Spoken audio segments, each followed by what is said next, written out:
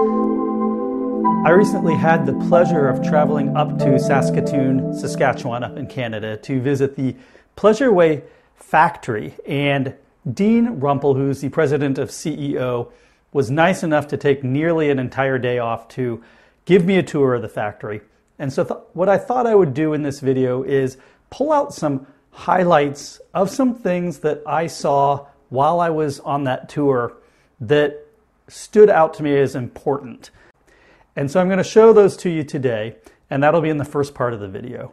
And then the second part of the video is kind of unprecedented, and this is where Dean allowed me complete, full, unfettered, unrestricted access to anywhere I wanted to go in their facility.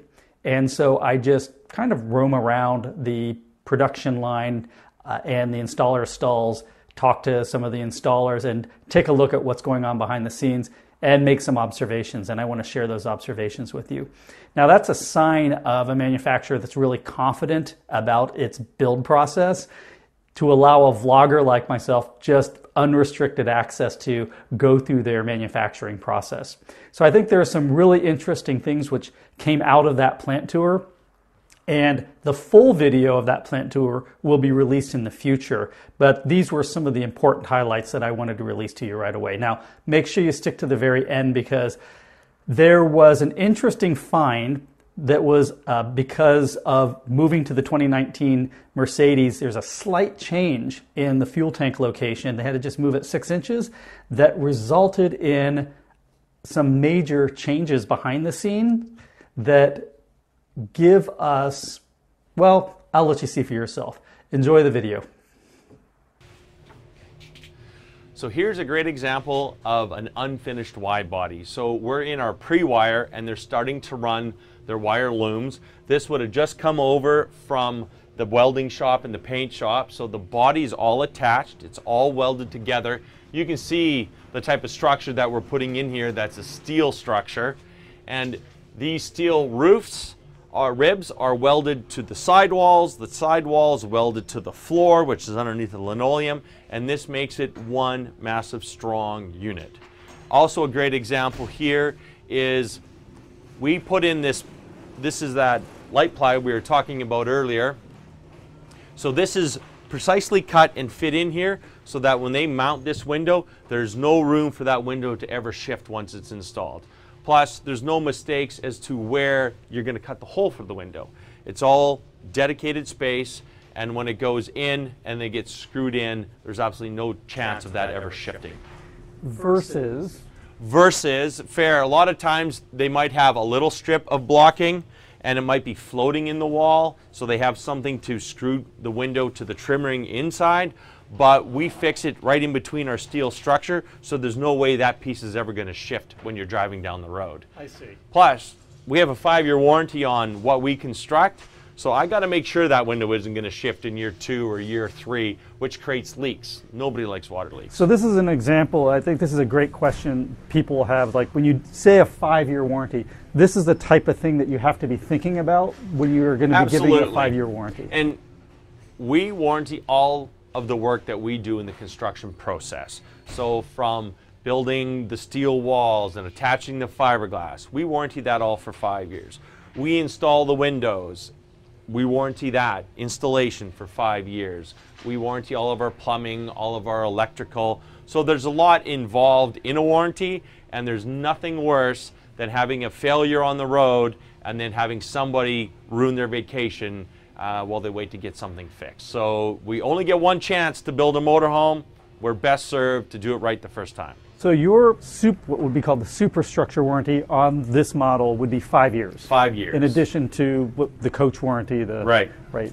Everything is 5 years. I'm noticing, Dean, as well, these are the steel beams that we saw before being assembled for the roof cap, right, which is welded. But in addition, I'm seeing also wood. Yeah, we run wood trusses as well. So that's part, we're going to be able to attach our headliners into this. It adds more strength to it. I mean, it's overkill, there's no doubt. We could probably do with less, but we know over our years of experience that this is going to give you a rock solid coach, and it's going to be very safe in the long run. Okay. But these are not, I mean, if you didn't have these up here, would you still be able to kind of attach the things that you need to attach? Yeah, we would. We still have some wood blocking in place that you're going to attach the headliners to, but it's just a better quality job.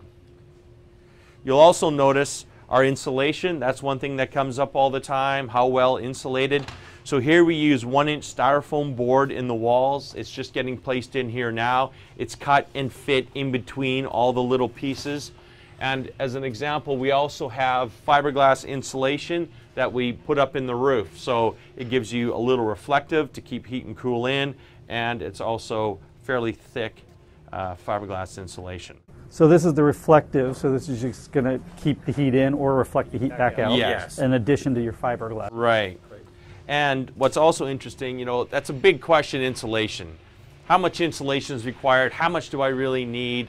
Well, it's to keep heat out or heat in depending on your season, but really we're looking at 160 square feet, right? Like this, some people have closets this big. With our furnace and the air conditioning, it heats up really quickly and it cools down very quickly. So you don't need really fancy, super expensive, high-end insulation packages because the appliances take care of it so efficiently. This part is lower. This is what gives you Yeah. the 6 feet 8 inches. What's the step up for here? Okay, so we step it up so we don't have to have a wheel well inside the coach. Ah, I see. So in a van, we have to work around that wheel well. Right. So if we raise it up and go over it, now we have more surface area to put stuff. I see.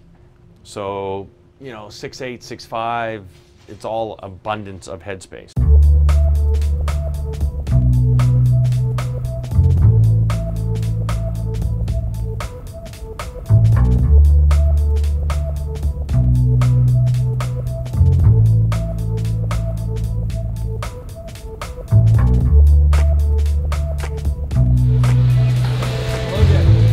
Taking a look at your Lexer.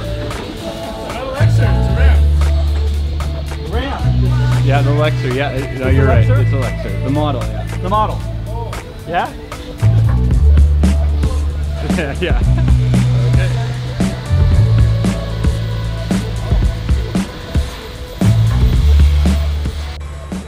So we're at the back of a 2020 Plateau TS, and they're installing and putting all the finishing touches on.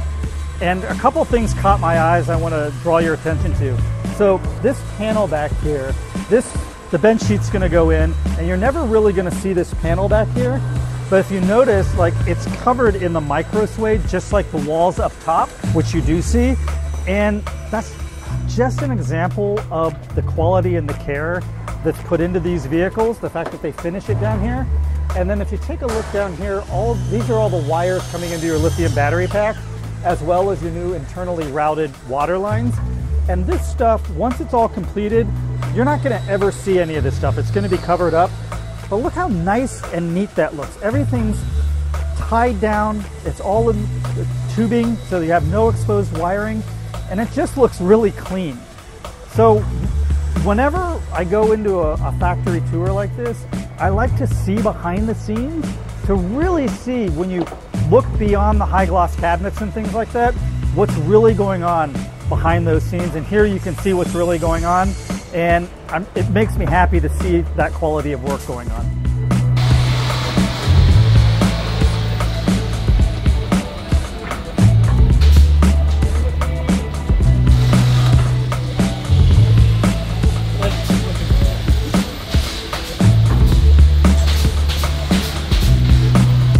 All right, so I'm in the wood making shop here, and just taking a look at one of their master cabinet builders.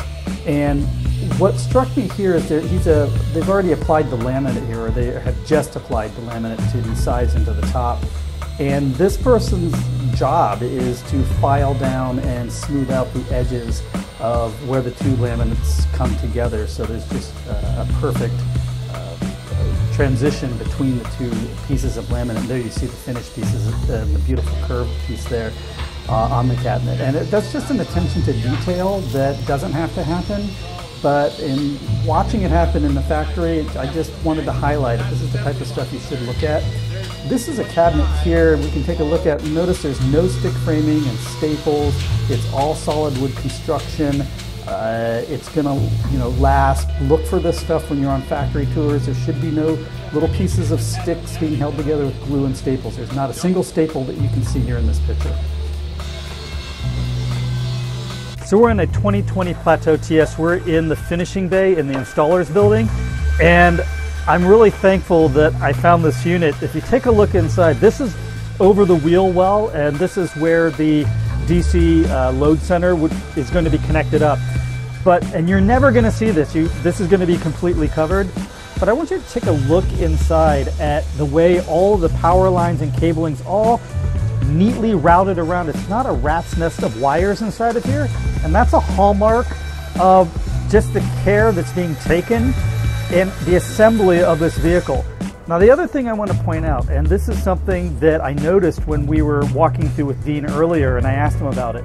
Notice these water lines here. These are your recirculating hot water line and then your cold water line. And they run all the way back through here. All the water lines in this coach, in the Ascent and the Plateaus, are now all internal. And that's due to the fact that when they moved to the 2019 chassis, the fuel tank was moved about 6 inches, and that required a redesign of the water line. So one of the benefits of that is that the water lines are now moved internally in those models. So super exciting to see. It takes us one step closer to just being more weatherproof, having the coach be able to sustain lower temperatures, and that is a great thing to see right there. That's a thing of beauty. Well, I hope you enjoyed this kind of behind the scenes tour at the Pleasureway facilities. These are just small snippets of things that popped out to me when I was on my tour. Things that I thought that I should share with you so that when some of you go on factory tours from other RV manufacturers, you'll know what to look for. Now, you won't necessarily see some or all of these things. You may see some things which are different, but at least it gives you some idea of what you should look for. If you see things like, for instance, stick framing and staples, it's not necessarily a bad thing. It just means that, and you need to understand, that the quality may not be as high as a manufacturer that doesn't use stick framing and staples. But the flip side of that is also that the RV that is using stick framing and staples, for instance, is also probably going to be more affordable. All right, thanks so much for watching my video this week. I hope you enjoyed it, and I'll see you all again next week. Take care. Bye-bye.